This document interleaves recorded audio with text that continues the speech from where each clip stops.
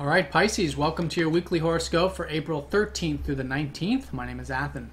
So we have a new moon taking place here in your second house on Saturday, which is about your finances. It's about your self-reliance, your self-worth, your values in life, enjoying your abundance, enjoying the simple life in many ways. You guys have had Mars transiting there, who's a big player this week, helping you gain a lot of energy, lots of drive and determination to perhaps do some of these things relating to finances or whatever, or your values. And so you're supported this week, especially early on, when on Monday we have Mars sextiling up to your secondary ruler Neptune, which is really nice, from your 12th house. So I think you guys have had a lot of visions and ideals in general with Neptune in the 12th house about enjoying the simple, tranquil, peaceful life. And so channeling that, if you feel like this weekend leading into Monday, if you feel like moving forward with some of these plans and ambitions, it's a great time to do it. We're still going to be in the third quarter phase, so the energy still is very active. But as the week unfolds, we'll notice that the energies are getting more subtle with the new moon. So it is a week, especially from Wednesday onward, of really reflecting on things, going within, and taking what we learned during the last lunar cycle, and seeing what we want to take into the new moon, into the new lunar cycle starting on Saturday, which is again involving that second house. So Monday is a really good day for moving forward with your plans and visions and ideals, and I think that'll be a good entry to the week. Then on Tuesday and Wednesday, we've got the sun going into Aries, your second house, so there's illumination. There's a lot of awareness here in terms of your maybe finances or values or self-reliance, these types of things, your abundance in life. So for the next 30 days, you can really enjoy it. And it's very passionate energy here too. And so like I was saying, it's more of an internal energy as we go through the week, so reflect on this stuff. Then on Tuesday, Wednesday, we have Venus opposing up to Saturn, requiring that balance between your 9th house and your 3rd house.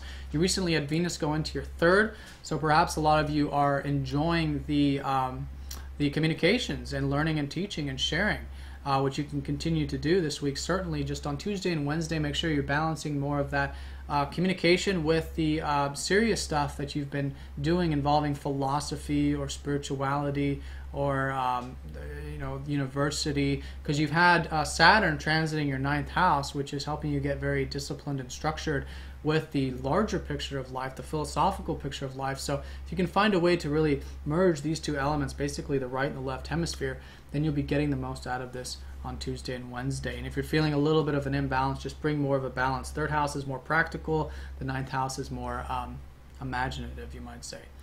Now, Thursday through Sunday, we have Mars squaring up to your ruler Jupiter, which is a very nice energy. I think all of us are going to be feeling very optimistic this week.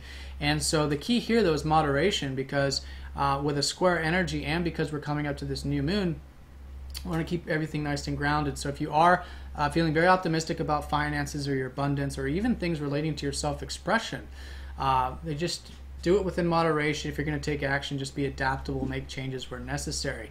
You've had Jupiter recently go station direct in your 5th house last week. So this week, I think there's a lot of this optimism that you have about self-expression, creativity, fun, joy, playfulness.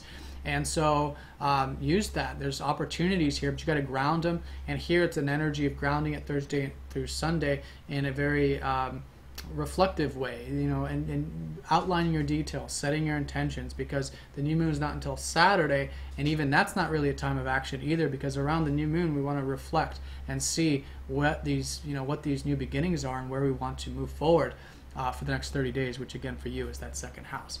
Then on Sunday we have Venus squaring up to the North Node, squaring up to Neptune, your secondary ruler, trining the North Node, and Mercury sextiling Neptune. So your Neptune here is being highlighted. So I think Sunday is going to be an important day for you all, involving relationships and involving the day-to-day stuff. So one thing about the relationships, just make sure you're not over-idealizing anything. The square from Venus, it can sometimes be the case.